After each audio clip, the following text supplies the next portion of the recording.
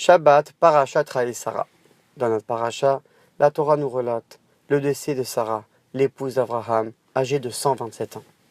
Dans les mots de notre parasha, Vayavo Abraham, lispod les Sarah Velivkota, et Abraham vint et pleura et récita l'oraison funèbre en l'honneur de son épouse Sarah. À ce sujet, le Zohar nous dit que Abraham et Sarah sont à l'image d'une âme et d'un corps.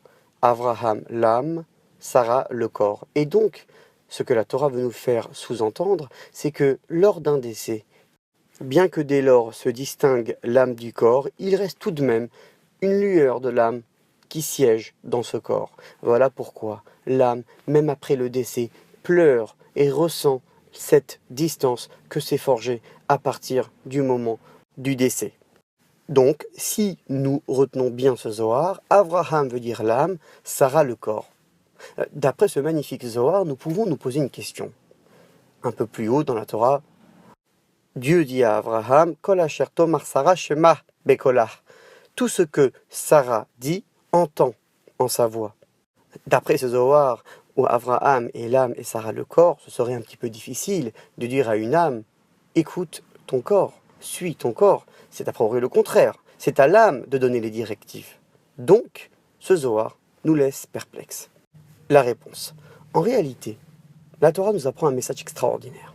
Que dans la pratique de Torah au mitzvot, même si nous sommes motivés par cette pratique et la soignons au quotidien, il ne faut pas oublier que le principal de cette pratique est l'effet qu'elle doit avoir sur le corps. Même si l'âme et le corps ont des tendances très différentes, l'homme ne doit pas se dire, puisque mon corps me gêne et m'attire vers le bas, je devrais tout simplement faire une croix dessus.